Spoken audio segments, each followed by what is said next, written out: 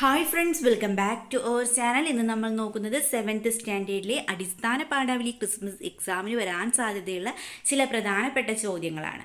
Okay, നമുക്ക് നോക്കാം. First നോക്കൂ, നിർദ്ദേശങ്ങളാണല്ലേ നൽകിയിട്ടുള്ളത്.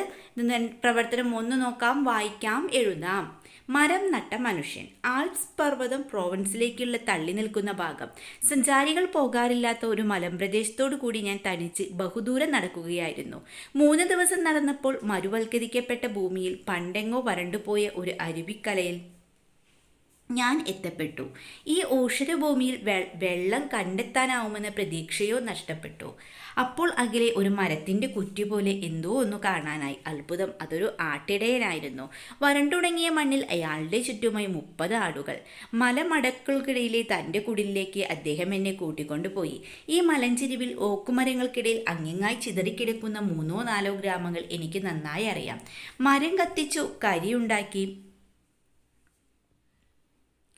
വിൽക്കലാണ് ഗ്രാമീണരുടെ ജോലി. ജീവിതം ഇവിടെ മഹാകഷ്ടമാണ്. തണുപ്പുകാലത്ത് അതിശൈത്യം, വേനലിൽ ദുസ്സഹമായ ചൂടും വരൾച്ചയും മനുഷ്യരുടെ അത്യാഗ്രഹം അവരെ നാശത്തിലെത്തിച്ചിരിക്കുന്നു. അതിനു പുറമെ സിരകളെ വലിച്ചു മുറുക്കുന്ന നശിച്ച കാറ്റും. പിറ്റേന്നു രാവിലെ ഇടയൻ്റെ കൂടെ ഞാനും നടക്കാൻ പോയി. അയാളുടെ കയ്യിൽ എൻ്റെ വിരലിൻ്റെ വണ്ണവും 1 വാര നീളവുമുള്ളൊരു കമ്പിയുണ്ടായിരുന്നു. തോളത്ത് വിത്തുകൾ നിറച്ച ഒരു സഞ്ചിയും. കുറച്ചു ദൂരം നടന്ന് അയാൾ കമ്പി കൊണ്ട് നിലത്തൊരു ദ്വാരമുണ്ടാക്കി. എന്നിട്ടൊരു വിത്ത് അതിലിട്ട് മണ്ണിട്ടു മൂടി. ഓ, അയാൾ ഓക്ക് നടുകയാണ്. ഈ സ്ഥലം നിങ്ങളുടേതാണോ? ഞാൻ ചോദിച്ചു. അല്ലെന്ന് അയാൾ പറഞ്ഞു. ഇതൊരു പൊതുഭൂമിയാണ്. ആരാണിതിൻ്റെ ഉടമസ്ഥൻ എന്നറിയാൻ അയാൾക്ക് ഒരു താല്പര്യവുമില്ല. അയാൾ അത്യുത്സാഹത്തോടെ വിത്തുകൾ നട്ടുകൊണ്ടേയിരുന്നു. ഒന്നാമത്തെ ചോദ്യം നോക്കൂ. ഊഷരഭൂമി എന്നതിൻ്റെ അർത്ഥം എന്താണെന്നാണ് ചോദിച്ചിട്ടുള്ളത്. വെള്ളത്തിൽ മുങ്ങിയ ഭൂമി, ചതുപ്പ്, വരണ്ട ഭൂമി, കുന്നിൻ പ്രദേശം. ആൻസർ എന്താണ്? അതെ, വരണ്ട ഭൂമിയാണ് അല്ലേ. ആൻസർ എന്താണ്? വരണ്ട ഭൂമി. രണ്ടാമത്തെ ചോദ്യം നോക്കാം. സഞ്ചാരികൾ പോകാറില്ലാത്ത മലമ്പ്രദേശത്തു കൂടി നടക്കുമ്പോൾ ദൂരെ മരക്കുറ്റികൾ പോലെ അയാൾക്ക് കാണാനായത് എന്താണെന്നാണ് ചോദിച്ചിട്ടുള്ളത്. എന്താണ് കൂട്ടുകാരെ? ഒരു ആട്ടിടയനെ ആയിരുന്നു അല്ലേ. ഒരു ആട്ടിടയനെ. ആൻസർ എന്താണ്? ഒരു ആട്ടിടയനെ.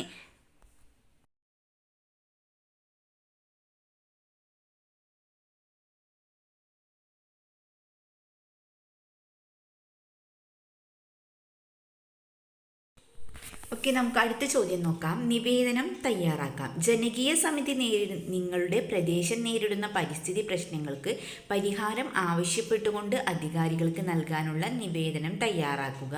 എന്താണ് നമ്മളോട് പറഞ്ഞിട്ടുള്ളത്? യെസ്, ജനകീയ സമിതി നിങ്ങളുടെ പ്രദേശം നേരിടുന്ന പരിസ്ഥിതി പ്രശ്നങ്ങൾക്ക് പരിഹാരം ആവശ്യപ്പെട്ടുകൊണ്ട് അധികാരികൾക്ക് നൽകാനുള്ള നിവേദനം തയ്യാറാക്കാനാണ് അല്ലേ. നിവേദനത്തിൻ്റെ ഒരു ഘടന എങ്ങനെയൊക്കെയാണെന്ന് കൂട്ടുകാർക്ക് അറിയാമല്ലോ. ഫസ്റ്റ് നമുക്ക് എന്ത് എഴുതാം? യെസ്, പ്രേക്ഷിതർ ആരാണ്? ജനകീയ സമിതിയാണല്ലേ. ദെൻ ചാലക്കുടി പുഴ സംരക്ഷണ മുന്നണി ചാലക്കുടി. ദെൻ സ്വീകർത്താവ് ആരാണ്? യെസ്, ജില്ലാ കളക്ടർ തൃശ്ശൂർ. ദെൻ വിഷയമാണ് നെക്സ്റ്റ് എഴുതേണ്ടത്. ചാലക്കുടി നിവാസികളുടെ കുടിവെള്ള പ്രശ്നവുമായി ബന്ധപ്പെട്ട്.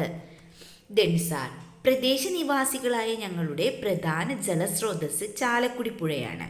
ശുദ്ധജലത്തിൻ്റെ പ്രകൃതിദത്ത ഉറവിടം എന്ന നിലയിൽ വർഷങ്ങളായി ജനങ്ങൾ ആശ്രയിക്കുന്ന പുഴ ഇന്ന് മലിനപ്പെട്ടുകൊണ്ടിരിക്കുകയാണ്. എന്നും സമൃദ്ധമായിരുന്ന ഈ പുഴ വർഷങ്ങളായി ഈ രീതിയിൽ കുപ്പത്തൊട്ടിയായി മാറിക്കൊണ്ടിരിക്കുന്നു. രാത്രികാലങ്ങളിലും ഉച്ചസമയത്തും മാലിന്യങ്ങൾ പുഴയിൽ ഒഴുക്കുന്നത് കൊണ്ട് പുഴ മാലിന്യപ്പെട്ടു കഴിഞ്ഞു. കാർഷിക ആവശ്യത്തിനും വീട്ടാവശ്യത്തിനും പുഴയെ ആശ്രയിച്ചിരുന്ന സമീപവാസികൾ ഈ ദുസ്ഥിതിയിൽ ആശങ്കാകുലരാണ്. ഈ വിഷയത്തിൻ്റെ പ്രാധാന്യം കണക്കിലെടുത്തുകൊണ്ട് താങ്കളുടെ അടിയന്തര ശ്രദ്ധ ഉണ്ടാകണം എന്ന് അഭ്യർത്ഥിക്കുന്നു. ചാലക്കുടി പുഴ സംരക്ഷണ മുന്നണിയുടെ നേതൃത്വത്തിൽ നടക്കുന്ന പ്രവർത്തനങ്ങൾക്ക് പിന്തുണ നൽകിക്കൊണ്ട് ജനങ്ങളുടെ ആരോഗ്യത്തിന് ഹാനികരമായ വിപത്തുകൾക്കെതിരെ നിയമബോധവൽക്കരണം നടത്താൻ വേണ്ട നടപടി സ്വീകരിക്കുമെന്ന് വിനീതമായി അപേക്ഷിക്കുന്നു എന്ന് വിശ്വസ്തയോടെ സെക്രട്ടറി, ജനകീയ സമിതി, സ്ഥലം, തീയതി. അപ്പോൾ ഇതുപോലെ എന്ത് ചെയ്യാൻ കൂട്ടുകാർക്കൊരു നിവേദനം തയ്യാറാക്കാവുന്നതാണ്. അപ്പോൾ ആദ്യം കൂട്ടുകാർ എന്ത് ചെയ്യണം? നിവേദനത്തിൻ്റെ ഘടന കൃത്യമായി പഠിച്ചു വെക്കുക. ഓക്കെ, നെക്സ്റ്റ് നോക്കാം. നെക്സ്റ്റ് ക്വസ്റ്റ്യൻ നോക്കാം. ഓക്കെ, നമുക്ക് അടുത്ത ചോദ്യം നോക്കാം. ഉപന്യാസം തയ്യാറാക്കാം. അതായത് സ്നേഹസുന്ദര പാതയിലൂടെ എന്ന യൂണിറ്റിലെ പാഠഭാഗങ്ങൾ വിലയിരുത്തി സമകാലിക സാമൂഹിക പ്രശ്നങ്ങൾ എന്ന വിഷയത്തിൽ ഉപന്യാസം തയ്യാറാക്കുക. ഓക്കെ, നമുക്ക് ആൻസർ നോക്കാം. സമകാലിക സാമൂഹിക പ്രശ്നങ്ങൾക്കുള്ള മറുപടി സ്നേഹസുന്ദര പാതയിലൂടെ എന്ന യൂണിറ്റിലെ 3 പാഠഭാഗങ്ങളിലും ഉണ്ട്. യൂണിറ്റ് പ്രവേശകത്തിലെ കാട്, കാറ്റ്, കടൽ എന്നിവയുടെ ബന്ധം വ്യക്തമാക്കുന്ന കവിത മുതൽ തുടങ്ങുന്ന യൂണിറ്റിൽ പ്രപഞ്ചം മുഴുവൻ നാം പടർത്തേണ്ടതായ സ്നേഹത്തെപ്പറ്റിയും അതുവഴി ഒരുങ്ങുന്ന സുന്ദര പാതയെപ്പറ്റിയും വിവരങ്ങൾ നൽകുന്നു. കുരീപ്പുഴ ശ്രീകുമാറിൻ്റെ ഫാത്തിമത്തുരുത്ത്, പ്രകാശ് ചെന്തളത്തിൻ്റെ കാട് ആരത് എന്നീ കവിതകളും അക്ബർ കക്കട്ടലിൻ്റെ കിണറ്റിൽ വീണ പൂച്ചയെ എങ്ങനെ കയറ്റാൻ എന്ന നർമ്മകഥയും ഈ യൂണിറ്റിലെ പാഠഭാഗങ്ങളാണ്.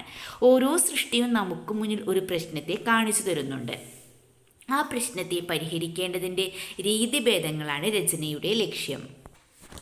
ഫാത്തിമത്തുരുത്തിലൂടെ തുരുത്തിൻ്റെ സൗന്ദര്യവും അവിടെയുള്ള പരിസ്ഥിതി പ്രശ്നങ്ങളും കാണാൻ കഴിയുന്നു. ഒറ്റപ്പെട്ടു പോകുന്നവർക്ക് നേരെ നീട്ടേണ്ട കരുതലും സ്നേഹവും എന്താണ് എന്ന് കവി കാണിച്ചു തരുന്നു. ജീവിതമാകുന്ന ഔഷധം സ്നേഹം കൊണ്ട് നിറച്ച് അശരണർക്കിടയിൽ സഞ്ചരിക്കേണ്ടതിൻ്റെ പ്രാധാന്യം കവി പറയുന്നു.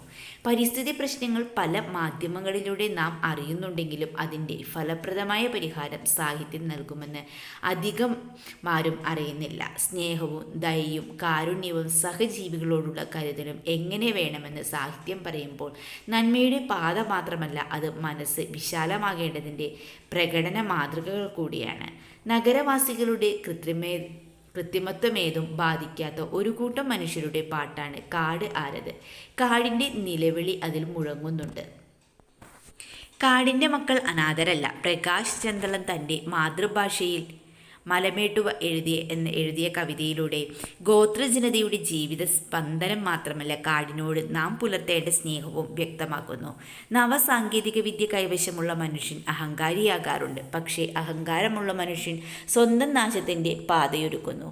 പുരോഗതി എന്തെന്നറിയാതെ കാടിനോട് ചേർന്ന് ജീവിക്കുന്ന കാടിൻ്റെ മക്കൾ അവരുടെ ജീവിതം കൊണ്ട് സന്ദേശം നൽകുകയാണ്. മാറ്റി നിർത്തപ്പെടേണ്ടവരല്ല കാടിൻ്റെ മക്കൾ എന്ന തിരിച്ചറിവാണ് ഈ പാഠം നൽകുന്നത്.